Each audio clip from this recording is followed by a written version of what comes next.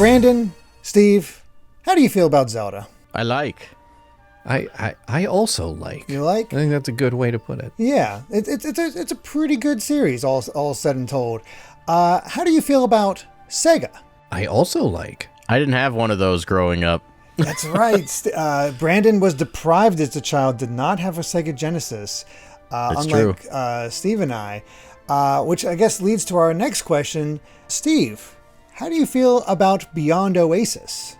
It is the most Zelda I've ever gotten on Sega. And there's a whole lot of nuance there that I can't wait to dig into. Yes, because Zelda Ocarina of Time's coming out, and I just had this idea. I was like, why not? Let's take a look at this and see how to compare and contrast a bit, because Beyond Oasis essentially is Sega's answer to The Legend of Zelda. That being said, this is so different from The Legend of Zelda. It's honestly apples and oranges in a lot of ways. It's just aesthetically, looking at the base gameplay, it's like, yeah, that's Zelda-like, and then you start playing, it's like, oh no, this is very different.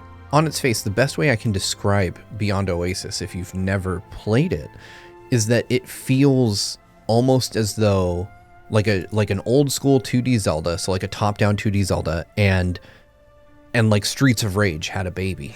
Exactly. The combat feels very Streets of Rage. I'm so glad that I'm not the only one who made that connection. But Brandon, since you are not much of a Sega kid, how did you feel?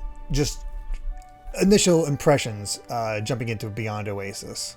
Honestly, I was pretty impressed. The game has a big emphasis more so on combat than like exploration, and I really like that. The game, like you guys said, it feels like a beat 'em up, like a top-down beat 'em up in some ways. It's funny, you wouldn't think it would feel as much like a beat 'em up, but there's also a lot of emphasis on the fact that Yuzo Koshiro did the music for this, who also did the music for Streets of Rage. But that's the only real connection that I can see. The developer is Ancient, which did the Master System and Game Gear versions of Sonic the Hedgehog. And okay, here's fair. They also did Streets of Rage 2. So there you go. That would answer. I was looking through. It's like, okay, you wouldn't think it. Then I looked at the second credit under the names. Like, oh, all of a sudden it makes way more sense that there. And Yuzo Koshiro was the founder of Ancient. Looking at this, so there's a lot of pedigree there in terms of who's making this game, and it's very different from Streets of Rage, at least aesthetically. But gameplay-wise, it really does feel like a top-down beat 'em up. With how many moves that your character has, the fact that you're getting food in order to heal up, the fact that you can pick up different weapons, and they have limited uses that you have to deal with. It's all very beat 'em up coded, just with that Zelda veneer where you're exploring and taking on different monsters, and it's such an odd mix when you get right down to it. Yeah, I can't say I've ever played anything quite like Beyond Oasis before. There's even like a light leveling system where you defeat a certain number of enemies, you get a heart, and then your rank goes up. You can also miss the hearts, I found out the hard way. Yeah, they'll disappear.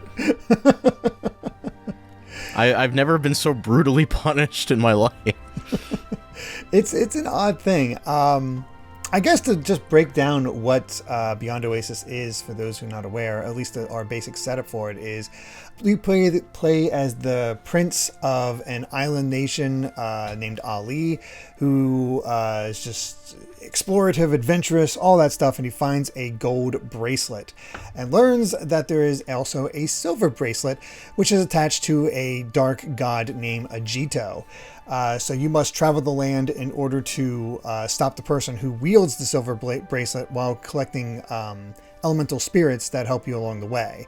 And those elemental spirits are where a lot of the puzzle elements come into Beyond Oasis. Because at first, this thing is linear as all get out, and it kind of stays linear, but it's not supposed to be as I looked into it.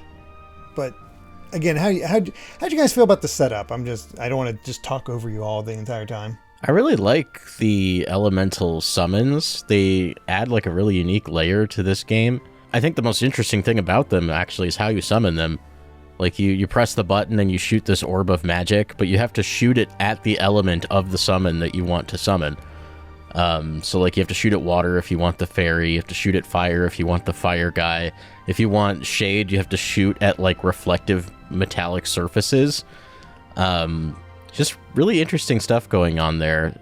And in the later dungeons, like the puzzle solving often comes down to, I know what ability I need, but where in the dungeon do I get that?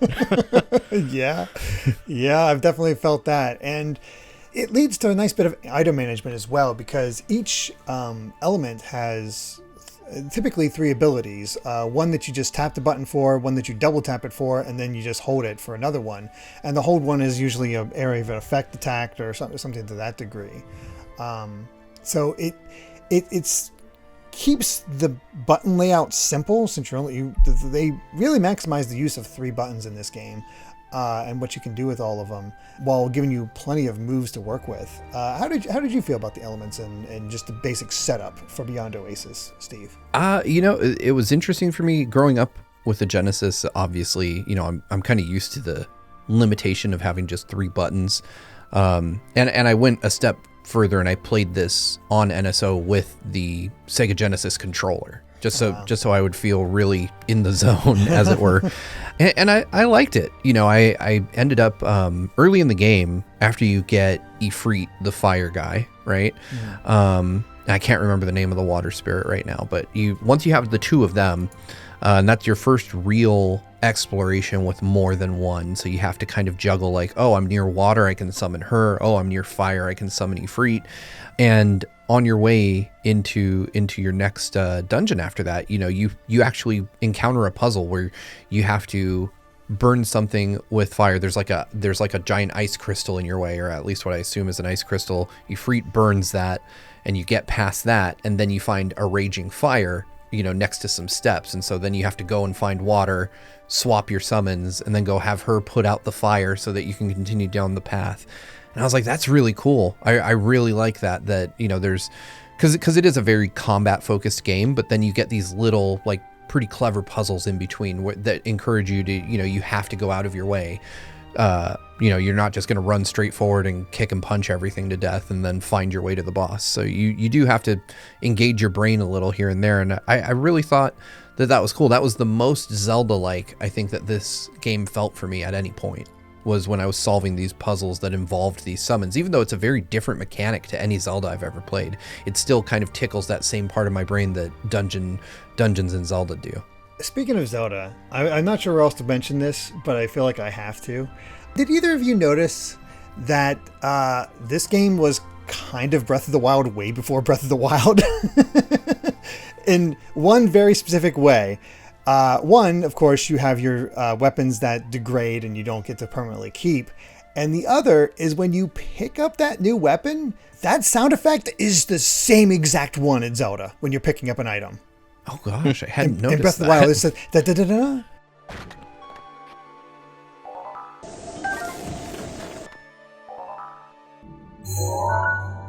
It's the exact same. I'm losing my mind over that. It's like that's so weird. Nintendo been real quiet since this video got uploaded. It's like, the Beyond Oasis beats Zelda to the punch, at least in terms of sound effects. But yeah, it means nothing. It just was so weird, the fact that it has that little jingle that you get whenever you pick up like little pieces of fruit or items or whatever in Breath of the Wild is the same exact one when you pick up a weapon in this game. Yeah, I didn't catch that. Yeah, it's interesting because obviously the Genesis had a vastly inferior sound chip to the Super Nintendo, and in some respects sounds worse than the NES, right? And so I didn't really focus too much. Like, it has great music, but the sound effects, like when you kill enemies, they've got that typical Genesis kind of grain to the sound. And so I tuned out a lot of it. But one thing that I did want to point out about Beyond Oasis, and you're watching it now on YouTube, so I don't know why I'm pointing it out, but they really leaned into the strengths of the hardware. Like the animation, the sprite work is gorgeous in this game. Like a cut above most other 16-bit games in terms of just how fluid the animation is. I was really taken aback by two particular bosses in terms of the sprite work. There's this big dragon that you fight, but like it's in the center of the room. It has a long neck, and it can swing its neck from all the way from the left to the right. So it has two bespoke sprites for its face, and I'm like, they put a lot of detail into both of those. And then there's another one where you're in like I guess it's like a sewer almost, a deep down below, and there's this snake-like creature that's following you that has like an alien tongue that you have to attack. And I was really taken aback by the sprite on that one. That one felt very modern to me. A little, yeah, a bit. There's some really impressive sprite work. The fact that they have like intro and outro cutscenes, like just sort of comic book displayed, very much Phantasy Star 4 coded, and how they showcase the characters, or at least the intro moments for the character, and then how the game ultimately ends. And it just came across as an impressive package the entire way through, at least visually. The enemy variety was fine. You're going to see the basic enemy types by about the quarter mark of the game, but they do introduce reptile dudes at the very end who kick your ass. So that's something. I don't know how it was for either of you, but I found that I never really needed my other weapons. Because if you run up to especially those big dudes, like the big hulking, like giant enemies, if you just mash the button, Ollie will just keep kicking until they die. Or stabbing, or run back, do a running hit, run back, do a running hit, that sort of thing. Yeah. He also has like that backflip strike. Like, he's got so many options. You don't really need the weapons.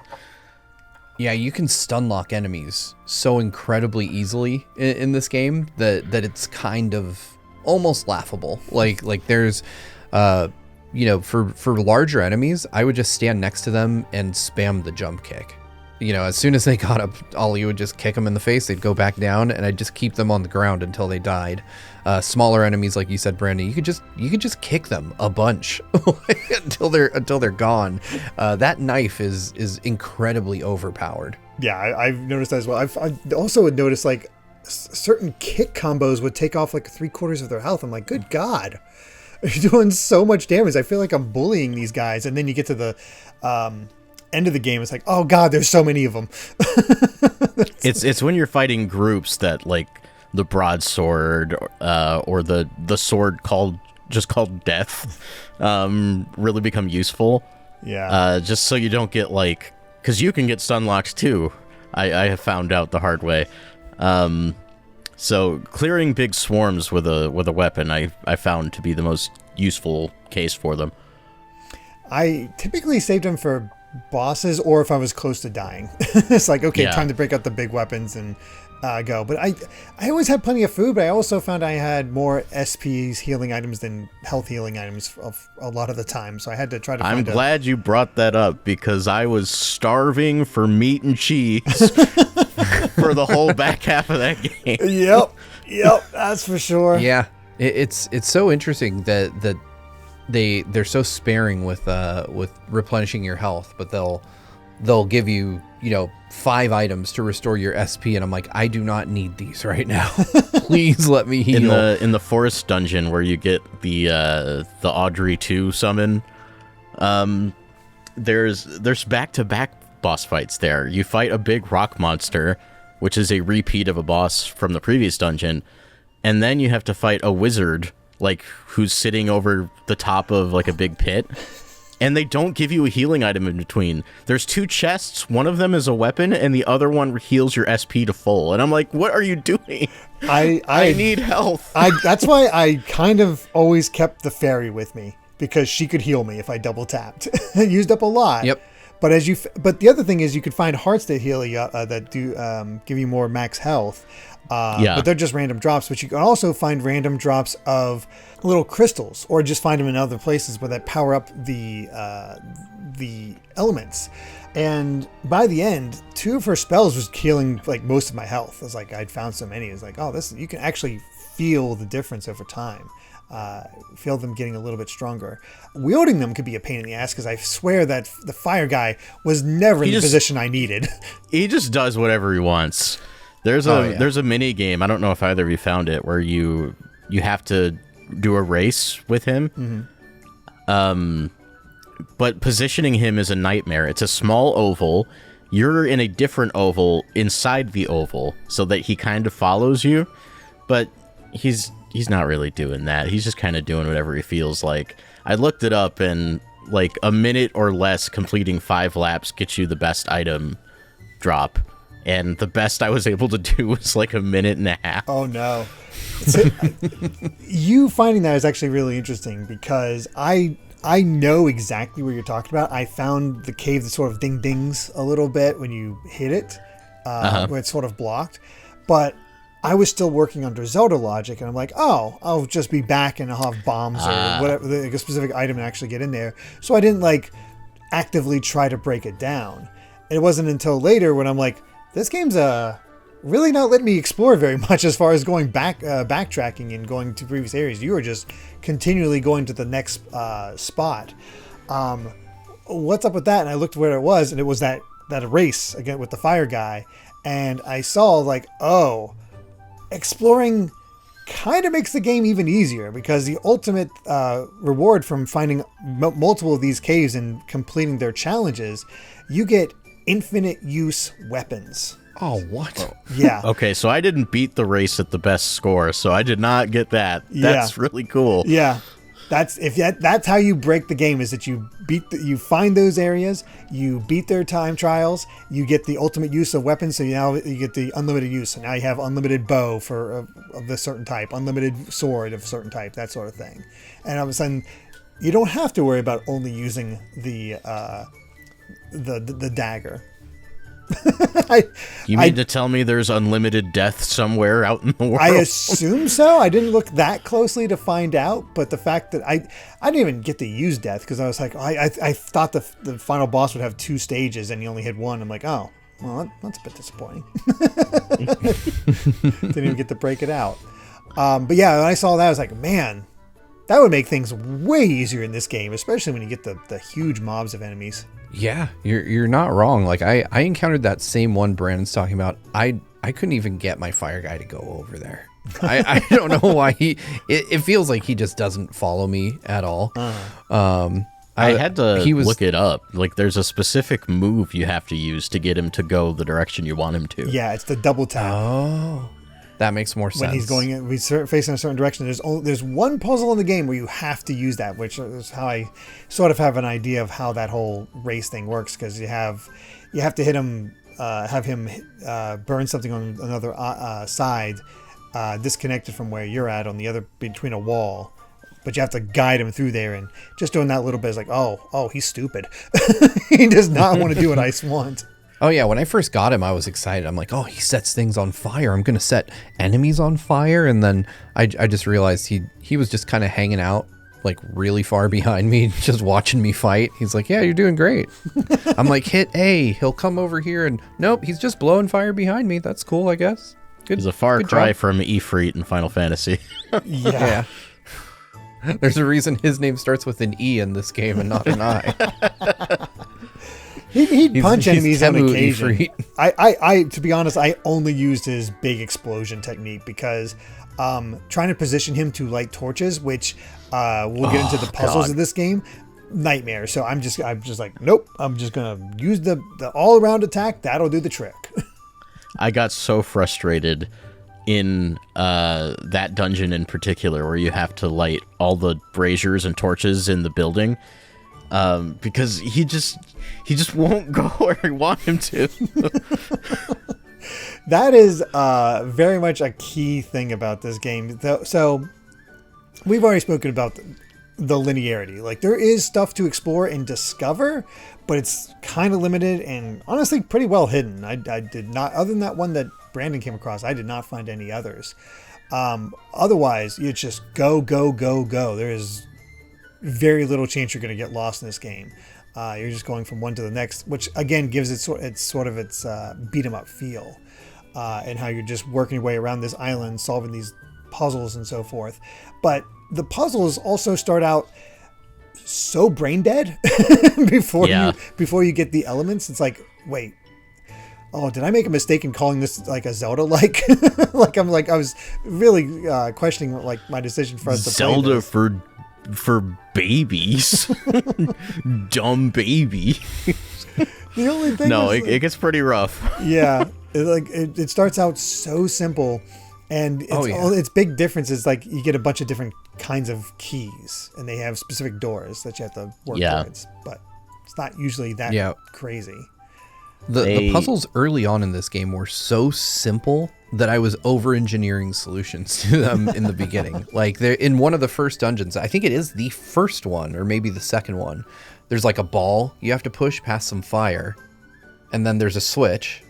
And so I went and stood on the switch, and that makes like a little geyser of water. And I was like, oh, I must have to put the ball on the geyser, and the geyser will like shoot the ball up into the air and do something neat, right? And I was like, nope, just ball on switch. That's it. Like, that's all. That's really all I had to do. Some of those later puzzles get really sneaky. I remember, I think it was the same dungeon. There's at one point where I need Ifrit, and this is just probably me being dumb, but like I got to a dead end with a door I couldn't open, but on either side of the door were lit torches. And it took me an embarrassingly long time to realize, oh, wait, that's fire. He's right there. I can get him. Yeah. Figuring out what the game wants from you, because sometimes it's light every torch in a dungeon. And the later dungeons are not exactly small. Other times it'll be defeat all the enemies in a room. And it feels like they're just endlessly spawning, where they're never going to stop. And so you just sort of give up and like, well, let's just go move on.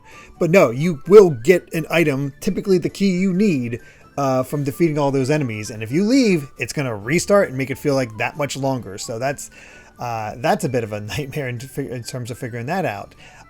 There's figuring out how to get the elements to where you need them and how they work, or working with door switches where...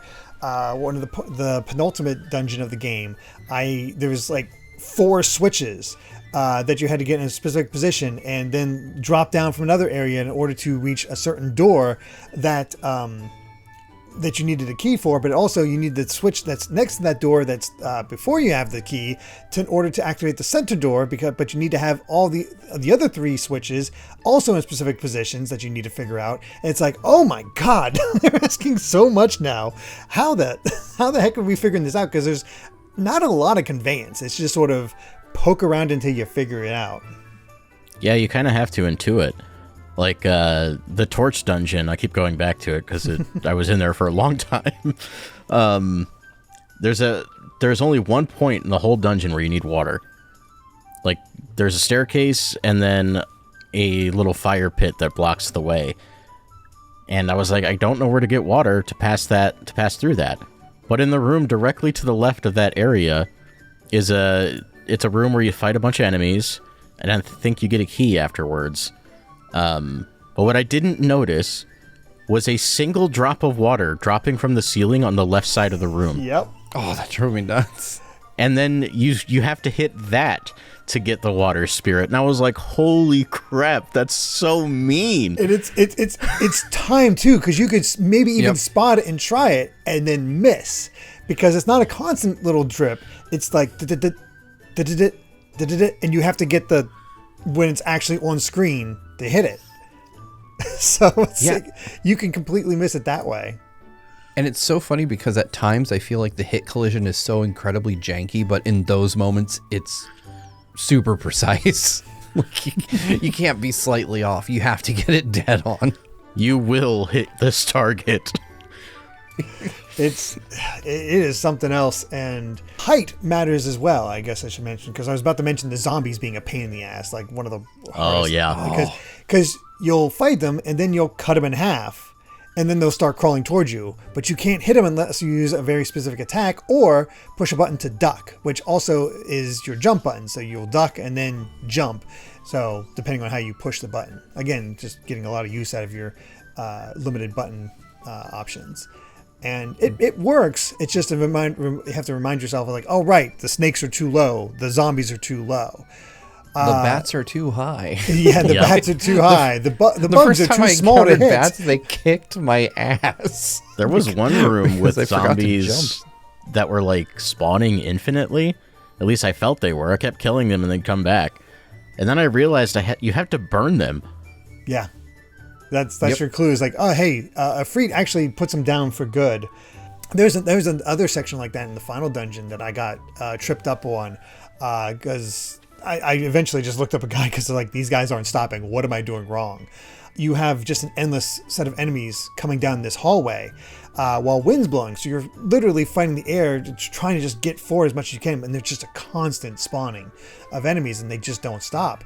So what you need to do is use the shade spirit in order to, and use it whenever you push and hold the button. It rather than some wide-ranging attack, you actually are able to astral project. So your core body is perfectly fine, and you get to explore with it and hit other switches. So you can just phase right through the enemies, walk right past the wind, hit the button, you're good to go. It makes it so simple. It's just you have to. They really want you to know all the tools in your belt for this. I found the shade probably to be the most useful of the four. Because even when you're not using his core abilities, like, you know, being able to pull things from far away or basically hook shot yourself across gaps, if you have him active and you get hit, you don't take damage. Yeah. You just lose SP. You know, that's so useful. Considering you get a lot of SP items, yeah, that's really useful.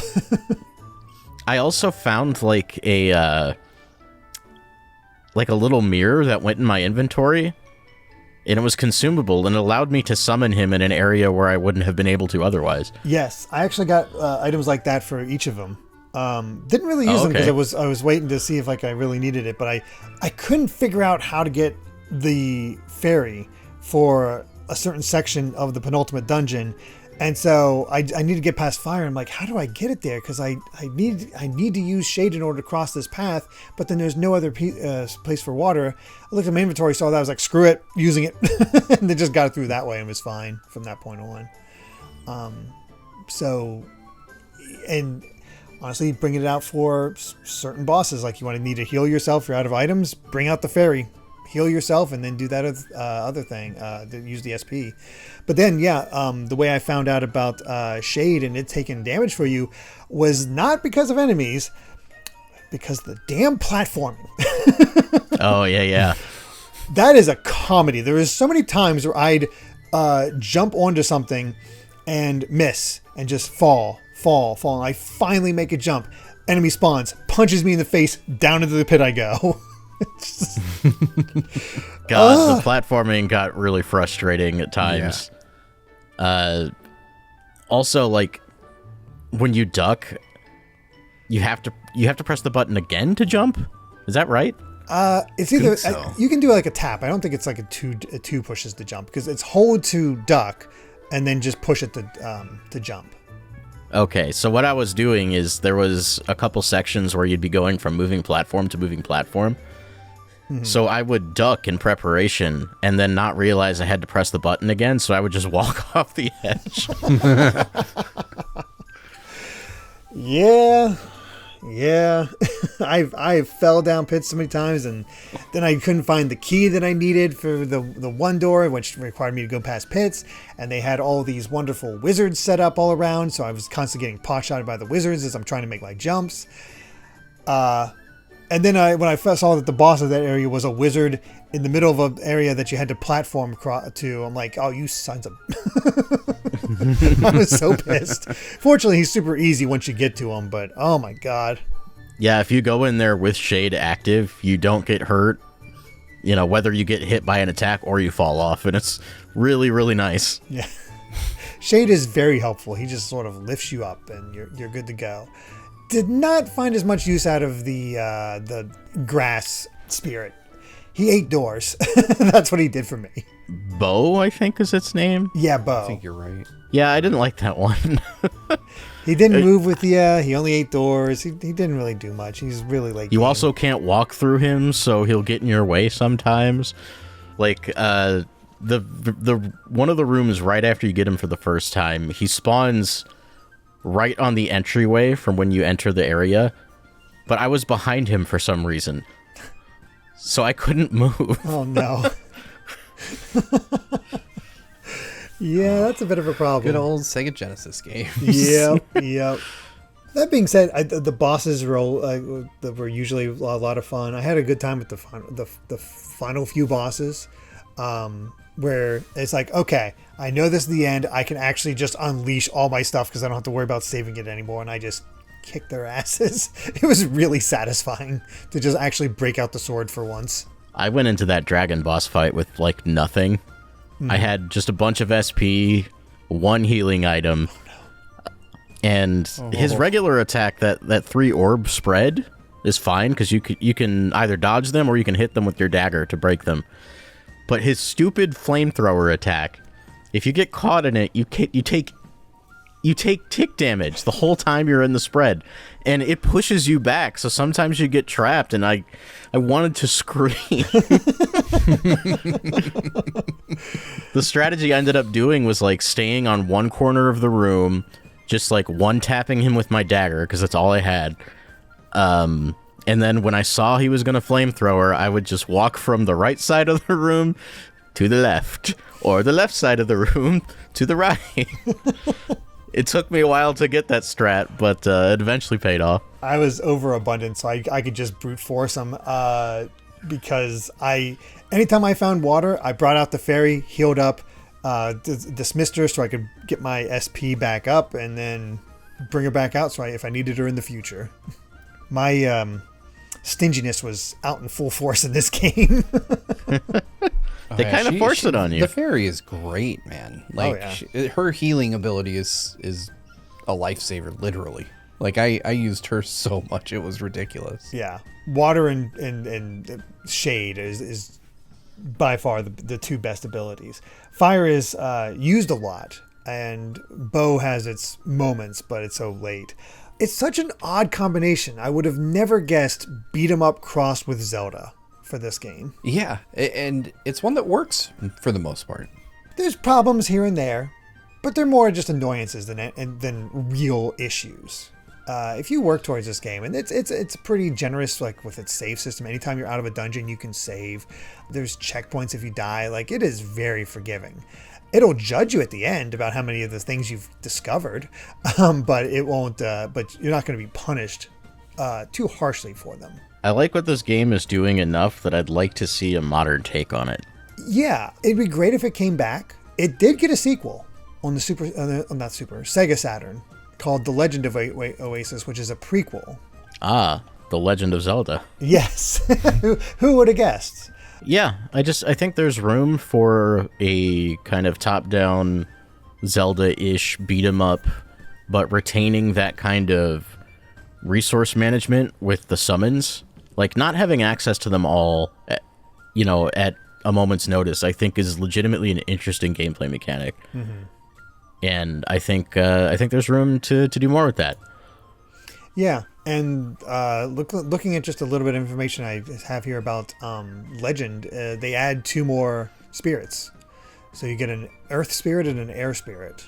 Interesting. Nice. It's a shame that it's locked to the Saturn. I know, one of the hardest consoles to really emulate or do anything with. And they got rid of bow and replaced it with the Spirit of Sound brass. Oh, I missed that. Yeah. Nobody liked bow. And no one was upset. Nope, not at all.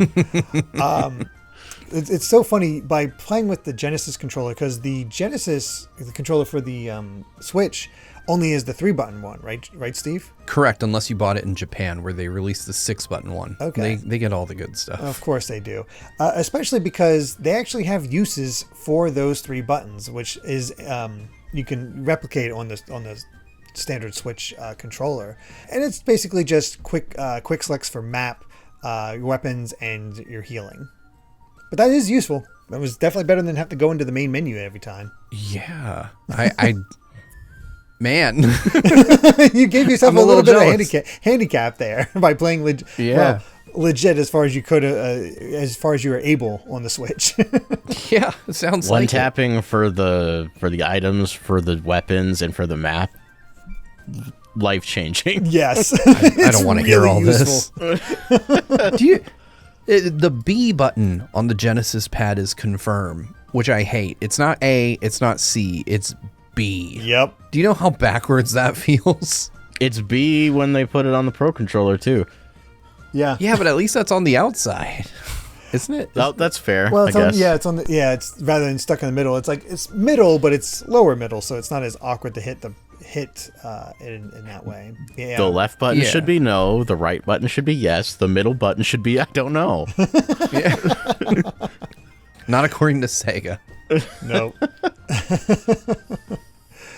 Oh goodness, but yeah, it's one of those games that has a good first impression because of its aesthetics and just its overall just general quality, and then it sort of loses you a little bit. This is sort of my just where I'm at the moment with its puzzles, and it's like, oh, this is all it is, and then you start getting the spirits and like, oh, I see what it's doing now, and it kind of brings you back in, and you just have to recognize that it's going to be a very linear experience. And despite that, it's not a short game. It took me about 6 or maybe closer to 7 hours to beat that. Pretty meaty for Genesis.